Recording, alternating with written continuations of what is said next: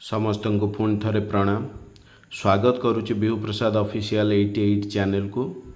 पूर्वर आम पुराणर सीरीज रे 3 गोटी वीडियो ऑलरेडी अध्ययन कर सारी, जो थे कि आम पुराणर 5 गोटी लक्षण, अष्टादश पुराण कौन कौन एवं अष्टादश पुराण मध्यरु आम किछि गोटी पुराण को विस्तृत भाव में अध्ययन कर सारी, जहाँ परीक्षा उपयोगी अटे।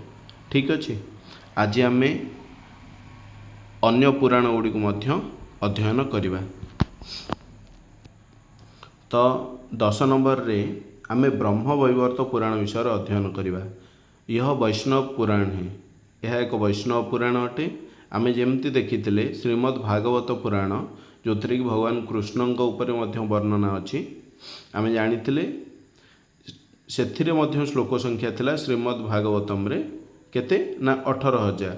ब्रह्म वैवर्त पुराणर मध्य श्लोक संख्या केते 18,000। आउ सेथिरे भगवान कृष्णଙ୍କ विषय वर्णना थिला। ब्रह्म वैवर्त पुराणर मध्य कहा ऊपर वर्णना, भगवान कृष्णଙ୍କର चरित्र ऊपर वर्णना करा जायछि।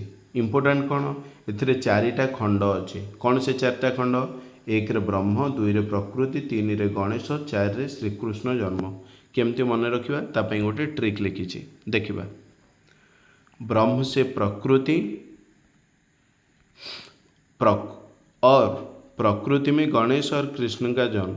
आमे जानिचे ब्रह्म होउचंदी सर्वोपरि, तांकठारु प्रकृतिर उत्पत्ति, आउ प्रकृति मध्यरे आमे जानिचे प्रकृति मध्यरे गणेश कृष्ण एमान समस्ते कौन होइचंदी, जन्म नैचंदी। तो मन रखि परिबा, 1 रे ब्रह्म हे गले, ब्रह्मरु प्रकृति, आउ प्रकृति भितर गणेश आउ श्रीकृष्ण, श्रीकृष्णरु श्रीकृष्ण जन्म मन रखिबा। ठीक अच्छे, हे गला। तो आमे जानिले ब्रह्म वैवर्त पुराण कौन ना एक वैष्णव पुराण, आउ श्रीकृष्ण चरित्र उपर एथिरे वर्णना अच्छी। आउ कौन श्लोक होची आमर केते 18,000, 4टा खंड अच्छी। ब्रह्म, प्रकृति, गणेश, श्रीकृष्ण जन्म। नेक्स्ट देखिबा लिंग पुराण।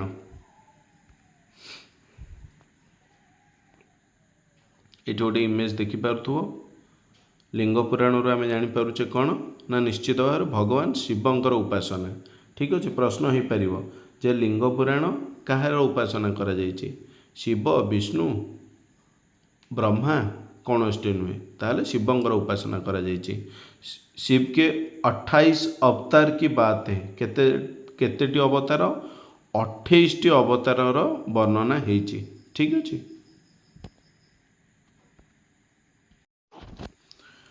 नेक्स्ट देखिबा जे हमर श्लोक संख्या केते? श्लोक संख्या होची 11,000। अध्याय केते? 1, 6, 3, 163 अध्याय। एथरे भाग केतेटा? भाग होची 2टा। कौन ना गोटे होची पूर्व भाग, आ गोटे होची उत्तर भाग। रचना काल 8वीं रु 9वीं शताब्दी। ठीक अच्छे। यह पुराण भी पुराणों के लक्षण पर खरा नहीं उतरता है। अर्थात आम जानिचे पुराणर जो 5टा लक्षण अच्छी, सर्गश्च, प्रतिसर्गश्च, वंशो मन्वंतराणी च, वंशानुचरितम चेति पुराणम पंचलक्षणम। ये 5टा जाक लक्षण स्पष्ट भाव में उल्लेख होई नहीं, बा स्पष्ट भाव में दृश्यमान हुए नहीं। को पुराण रे? लिंग पुराण रे। ठीक अच्छे। नेक्स्ट देखिबा बराह पुराण। तो आम ये चित्र देखिपा संपूर्ण पृथ्वी को भगवान विष्णु केमती बराह अवतार नहींकि उठाई। बराह पुराण श्लोक होची 24,000। आम जानिचे रामायणर श्लोक संख्या केते? 24,000। बराह पुराणर मध्य श्लोक संख्या होची 24,000। किंतु वर्तमान केते उपलब्ध जदि प्रश्न आसिबो ताहले 11,000।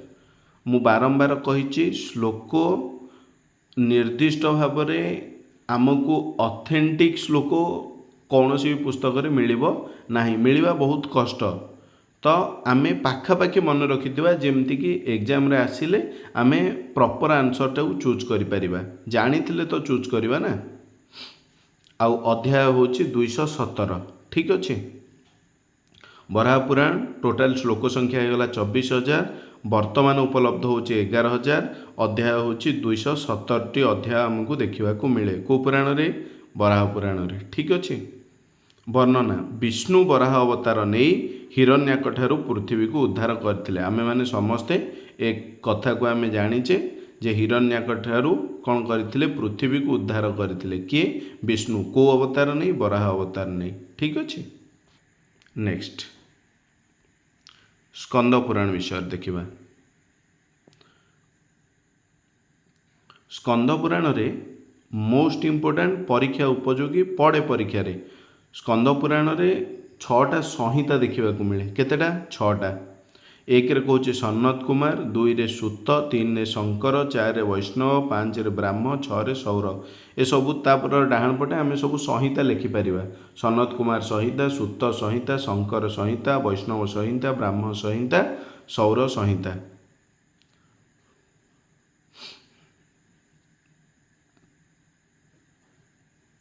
तो एठी तो आमर 3टा मन रही इजिली शंकर वैष्णव ब्राह्म है। शंकर आम जाने शिव, वैष्णव विष्णु, ब्राह्म ब्रह्मा।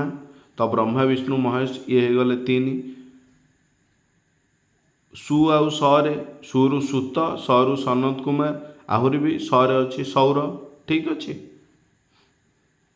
ये दंत्य सरु 3टा हो गला मन रहीगला 6 है। हाँ सूत संहिता होची सबुठारु प्रसिद्ध संहिता ठीक अच्छे। सूत संहिता होची सबुठारु प्रसिद्ध संहिता। ईश्वर माधवाचार्य ने तात्पर्य टीका लिखी है माधवाचार्य देखिपारे आम ये इमेज माधवाचार्य कौन करिसेंती ना सूत संहिता जोटा कि सबुठारु प्रसिद्ध संहिता ता उपरे गोटे टीका लिखिं से टीकार ना कौन तात्पर्य टीका ठीक अच्छे। आमे देखुचे स्कंद पुराण मोस्ट इम्पोर्टेंट पुराण ठीक अच्छे। एथेरे आमु कौन ना 2टा गीता उल्लेख अच्छे कौन ना गोटे हूँ ब्रह्म गीता देखा मिले आ गोटे सूत गीता देखा मिले ठीक अच्छे। ए 2टा आम संहितार भी देखिले ब्राह्म संहिता और सूत संहिता गीतार भी ए 2टा पलि आसला ब्रह्म गीता आउ सूत गीता। ब्रह्म गीतार 12 अध्याय सूत गीतार 8 अध्याय। इम्पोर्टेंट कौन इम्पोर्टेंट हूँ गंगा सहस्र नाम स्तोत्रम देखा मिले। सबुठु बड़ पुराण हूँ स्कंद पुराण। सबुठु बड़ पुराण माने श्लोक संख्या केते निश्चित भाव 81,000 श्लोक संख्या ठीक अच्छे। 2टा खंड देखा मिले। रचना समय हूँ 7वीं शताब्दी। 5टा जाक लक्षण दृश्यमान हुए नहीं ठीक अच्छे। तो कौन कौन इम्पोर्टेंट हो गला गंगा सहस्र नाम स्तोत्रम देखा मिले कौन स्कंद पुराण नहीं सबुठु बड़ पुराण जोटा कि परीक्षा रे बारंबार पड़े 81,000 श्लोक ठीक अच्छे। पाखापाखि 81,000 श्लोक आमको देखा मिले।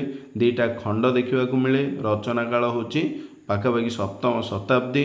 5टा जाक लक्षण दृश्यमान हुए नहीं। आउ 2 प्रकार गीता कथा पढ़िले गोटे हूँ ब्रह्म गीता आ गोटे हूँ सूत गीता। आउ आमे कौन ना संहिता विषय रे पढ़िले केतेटा संहिता 6टा संहिता कौन कौन सनत कुमार सूत ये गला 2 शंकर वैष्णव ब्राह्म 5 आउ गोटे सौर अच्छे सौर ठीक अच्छे। सबुठु प्रसिद्ध संहितार ना जदि पचारे सूत संहिता ता उपरे किए टीका लिखिं माधवाचार्य टीका लिखिं टीकार ना कौन तात्पर्य टीका हो गला। नेक्स्ट देखिबा वामन पुराण। वामन पुराण अध्याय हूँ 95 श्लोक हूँ 10,000। रचनार समय 9वीं रु 10वीं शताब्दी। वर्णना कौन है ना शिवंकर महात्म्य विषय वर्णना है। शैव तीर्थ उपर वर्णना है। उमा शिवंकर विवाह, गणेशंकर उत्पत्ति, कार्तिकेयंक चरित्र एसबू विषय वर्णना है। पुराण कौन पुराण हूँ वामन पुराण ठीक अच्छे। तो आम वामन पुराण माने आम जाने भगवान विष्णु वामन अवतार नहीं किंतु से शिवंकर महात्म्य, शिवंकर तीर्थ, उमा शिव विवाह, गणेशंकर उत्पत्ति, कार्तिकेयंक चरित्र उल्लेख अच्छी ठीक अच्छे।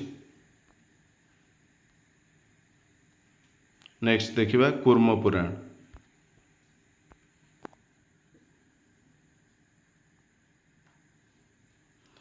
कूर्म पुराण रे कौन होती ना जेमती आम या पूर्वर देखिले स्कंद पुराण रे दीटा गीता गोटे ब्रह्म गीता देखिले आ गोटे सूत गीता देखिले सेमती कूर्म पुराण मध्य दीटा गीता उपलब्ध कौन कौन गोटे ईश्वर गीता आ गोटे हूँ व्यास गीता ठीक अच्छे।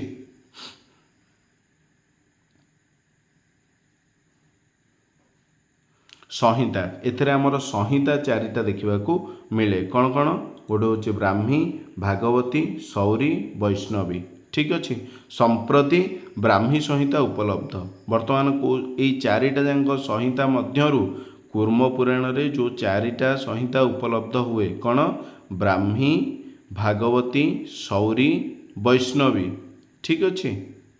ये चारिटा जाक संहिता मध्यरु वर्तमान को संहिता उपलब्ध वर्तमान ब्राह्मी संहिता उपलब्ध अटे।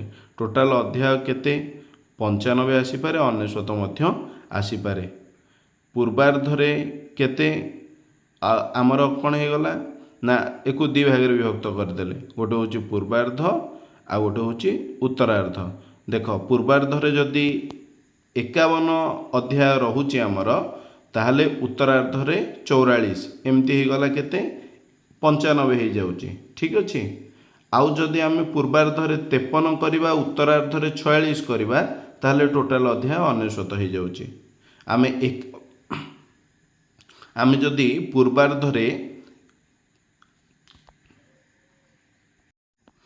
हाँ आम जदि पूर्वार्धरे 51 अध्याय करुचे ताहले उत्तरार्धरे 44 करवा एमती टोटाल 95 हो किंतु आम जदि पूर्वार्धरे 53 करुचे आ उत्तरार्धरे आमको 46 करिया पड़ो 51 प्लस 2 44 प्लस 2 है 51 प्लस 2 53 हो जाउची 44 प्लस 2 46 हो जाउची तेणु ये 2 एथेरे 2 एमती 4 बढ़ी जाउची तेणु 95 रे 4 मिसेले 99 होची। टोटाल अध्याय आइदर आम 95 करवा ना 99 करवा ठीक अच्छे।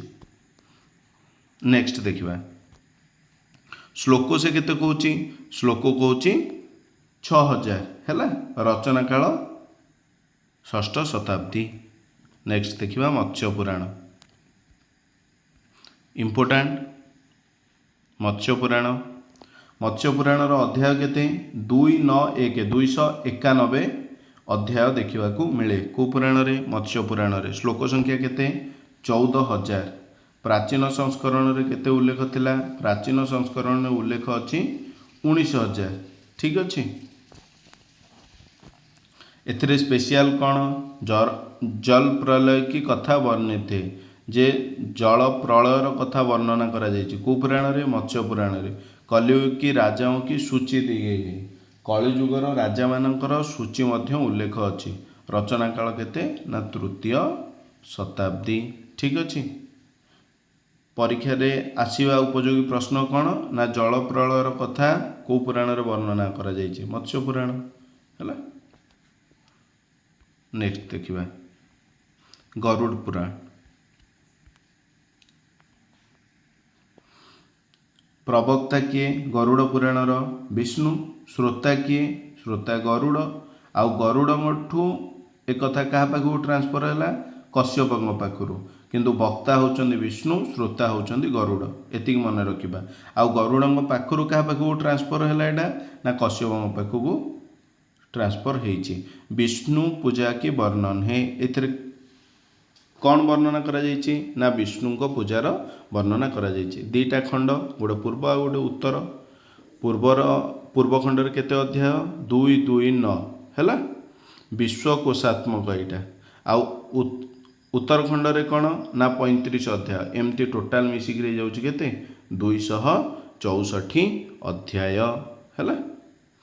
श्लोक होछि केते गरुड़ पुराण मध्य 18000 पाखापाखि श्लोक देखापी मिले। पूर्व खंड को कौन कह जाए पूर्व खंड को विश्वकोश कह जाए आउ उत्तर खंड को कह जाए प्रेतकल्प मन रखिबा। पूर्व खंडटा होछि विश्वकोश बोली कह जाए आउ उत्तर खंड को कह जाए प्रेतकल्प। पुराण कौन अन्य कौन पुराण रे पूर्व खंड और उत्तर खंड एमती विशेष किसी ना उल्लेख नहीं किंतु गरुड़ पुराण रे पूर्व खंड जो 229 अध्याय अच्छी ତାକୁ କ'ଣ କୁହାଗଲା ବିଶ୍ୱକୋଷ ବୋଲି କୁହାଗଲା। ବିଶ୍ୱକୋଷ କୁହାଯାଇଛି ମାନେ ନିଶ୍ଚିତ ଅଧିକ ଅଧ୍ୟାୟ ଥିବ, ତେଣୁ 229 ଅଧ୍ୟାୟ ସେଇଥିରେ ପଳେଇଲା। ଉତ୍ତରଖଣ୍ଡ ଯେଉଁଥିରେ କି ମାତ୍ର 35 ଅଧ୍ୟାୟ ଅଛି ତାକୁ ପ୍ରେତକଳ୍ପ ବୋଲି କୁହାଗଲା। ଠିକ୍ ଅଛି। ଆଉ ମୁଖ୍ୟ ପ୍ରବକ୍ତା ହେଉଛନ୍ତି ବିଷ୍ଣୁ, ଶ୍ରୋତା ହେଉଛନ୍ତି ଗରୁଡ଼। ନେକ୍ସଟ ଦେଖିବା ବ୍ରହ୍ମାଣ୍ଡ ପୁରାଣ।